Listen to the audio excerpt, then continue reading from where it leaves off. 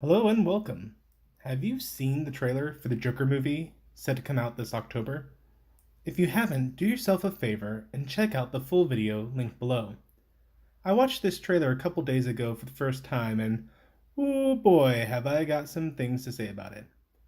First off, let me just admit that I'm not a die-hard comic book fan per se. I have some Golden Age collections of Green Lantern and Superman, but I never got into the American comic book scene. I never liked the way the characters had 50 years of backstory that continually rebooted and contradicted one another. Instead, I got into the Asian comic book scene. I still remember discovering the series Bleach when I was a teenager and staying up all night reading up to the current release, which at that time was when Ichigo first did his Bankai. I was mesmerized and especially drawn to the fact that these characters had a defined beginning and end. It was a complete singular story. Now, I had seen Adams West Batman growing up, along with Christopher Reeve's Superman, and had come to know the larger DC universe through the cartoons like Batman the Animated Series or Superman the Animated Series, and of course the Justice League. However, it wasn't until I saw Christopher Nolan's The Dark Knight, and years later, Iron Man, that I really became hooked on the American comic book heroes. I mention all this because I'm sure there's plenty of people who will hate this Joker trailer because this Joker is hashtag not my Joker. Oh man, that joke is already old. But let's be honest, aside from the comic book lore, which already tells us that there's at least three Jokers, something Batman found out when he sat in the Mobius chair. On a movie level, we know that Joker has had a lot of different takes, right? I mean, there's been the Heath Ledger Joker, the Jack Nicholson Joker, Mark Hamill's Joker in the animated series and games, Jared Leto's Joker. They've all been this variation on the same Joker theme. Some of them have been amazing hits. Is it the scars? You want to know how I got them? Others, less so. I think that this Joker has the potential to be an amazing Joker. Let's actually take a look at this trailer. It opens with a nice shot at the New York, New Jersey skyline. I mean, Gotham City's skyline. And here we meet our anti-hero for the movie. Arthur Fleck is talking with a social worker, someone I'm presuming will be filling the role of his psychiatrist. And let me just say, from the very first moment, this trailer makes fantastic use of music and repeating themes. As the trailer begins, we're given this low, drawn-out music played on violins, with a piano key thrown in here and there, building up to this moment some keen slam a sign right into his face. Then we're given a rendition of Smile by Jimmy Durant? By Jimmy. And it slowly grows increasingly discorded as we see the clear mental degradation of Arthur. After leaving the social worker's office, we see Arthur trudge back home where he puts on a happy face for his mom. But in the background, he's obviously struggling with depression. In fact, this is a point driven home multiple times throughout the trailer, especially in this quick scene where Arthur's trying to come up with some jokes. I mean, take a look at that last bit down there. It says, the worst part of having a mental illness is people expect you to behave as if you don't. With the writing becoming larger and less well written, as if a child was writing it at the end, and a giant smiley face inside the the word don't, showing us how Arthur feels pressured from society to hide his depression. We're being shown that whoever made this trailer took his notes in filmography school. He's not telling us that Arthur feels oppressed or forced to hide his problems. We're being shown it with every shot. Next, we see the teen smack him in the face with his sign, then presumably beat him and leave him huddled in the alleyway. What follows is a montage of who Arthur is. On the one hand, you have a man who has some genuine pleasant moments. He clearly cares for his mom, who also seems to have some mental issues of her own. He has a date with, or at least a passing encounter with, someone who is clearly interested in him. But then we see a darker side of his life. He visits Arkham's hospital, I'm assuming to get more antidepressants, where he rides an elevator with a man who is just losing it, and Arthur is visibly disturbed, as if he's thinking, that guy could be me. Then he gets ready for his day, putting on his clown makeup, and physically pulls up the corners of his mouth to smile while crying. And finally, he just loses it on the train ride home at some point. Now, I'm going to make a prediction here. I'm going to guess that what happens just prior to this train ride home scene is the death of his mom. And he's trying to force himself to smile like she told him to, even though he's breaking down in tears. For the rest of this trailer, we get to see the Joker. Arthur dyes his hair green and dons a mask, eventually sparking a V for Vendetta type scene where a mob of mask-wearing citizens confront the police, and the Joker triumphantly descends the same stairway he climbed up dejectedly at the beginning of this trailer. So, that's the good parts of the Joker trailer. The music makes you feel exactly what they want you to be feeling at that moment, and the theme of forced happiness is constantly driven home, sometimes subtly and sometimes not so subtly. But nothing major is given away for the plot.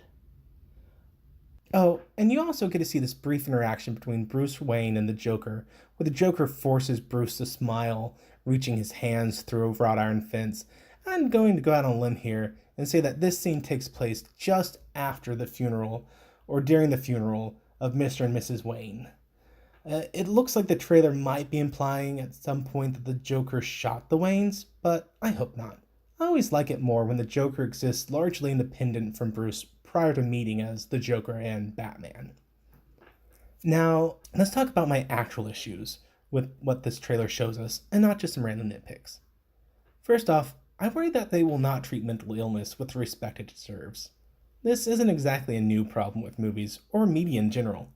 The 2018 Predator movie treated autism as a superpower and the next step in human evolution, but ultimately, they portrayed it as nothing more than a cheap plot device, where it only affected him in whatever way the plot needed it to affect him at that moment.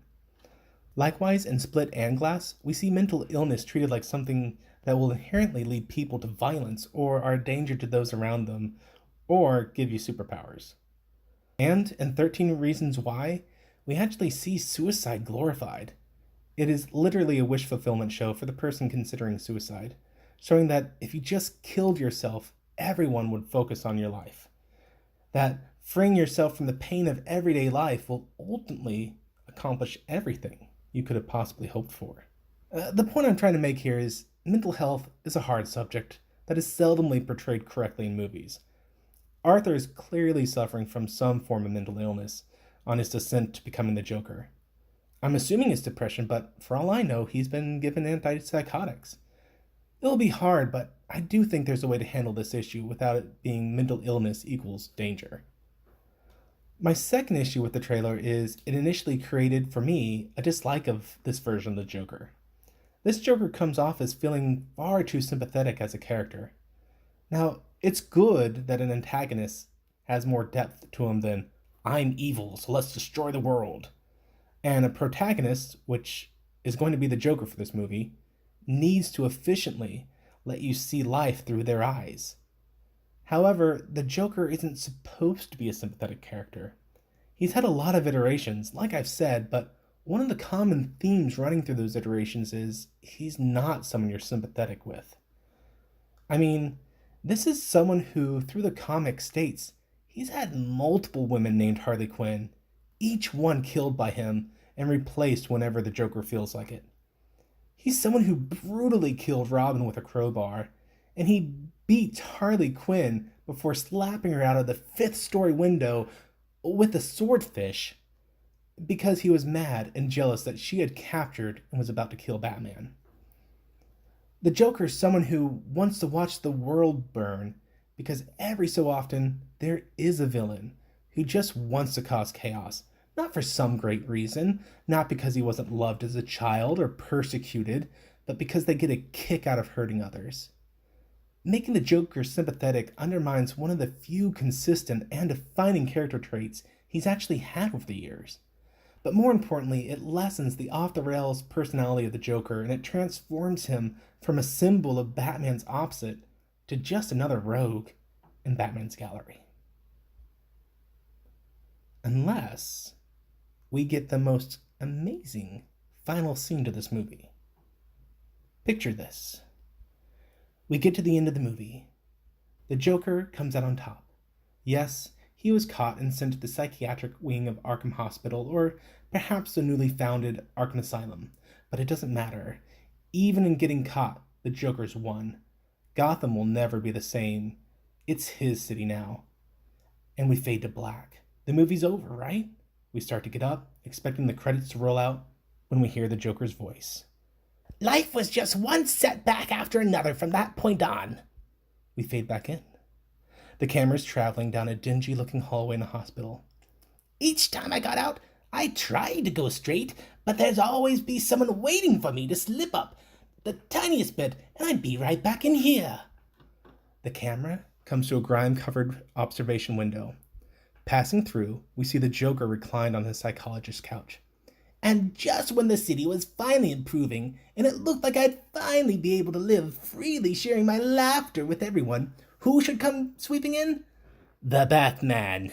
Each and every time he shows up, misunderstands everything and throws me right back in here. I suppose it's one of the few real truths of comedy. The camera circles around the Joker, and we see a young blonde woman sitting in a chair with a notepad, crying as the Joker says, "You always take shots from the folks who just don't get the joke." Hard cut to black, roll the credits. Why would that ending be so phenomenal? Because the scene would completely reframe the entire movie. Remember how I mentioned the Joker beating Harley a few minutes ago? It happens in a comic called Mad Love. That's the origin story for Harley Quinn. One of the central points in the comic is that the Joker wins her over with a sob story about the only time he really remembers his drunkard of a father laughing was watching some clowns at a circus. The next day, the Joker tries to reenact the clown's antics, but ends up ripping a hole in his father's best sunny slacks. It's a story that has the Joker and Harley laughing, but then the Joker tells her that his dad didn't find it funny and hit him so hard he was unconscious for 3 days and woke up in the hospital. Ending the story with, "You're always taking shots from folks who just don't get the joke." Ultimately, it's revealed by Batman that the Joker made up the whole story. He pegged Harley for hired help the moment he saw her. In this context, no longer would the movie be about a truly sympathetic Joker. It would have been one giant lie the Joker was telling Harley to win her over and tie the movie into a comic that is almost universally acclaimed by the fans. And it would have been one giant lie that got us all the entire movie long. And that would be amazing. Well, that's it for this video. I hope you enjoyed it because I enjoyed making it. Be sure to comment on other media you'd like me to review, telling me how I could improve my videos going forward, or just where I was completely wrong in my analysis of this video. If you want me to put up a video with the 2 nitpicks I removed, because I'm pretty sure I was completely wrong, let me know and we can have a good laugh about it. Until next time, may the Lord bless you and keep you. May he cause his face to shine upon you and be gracious to you. May the Lord lift up your countenance and give you peace. Amen.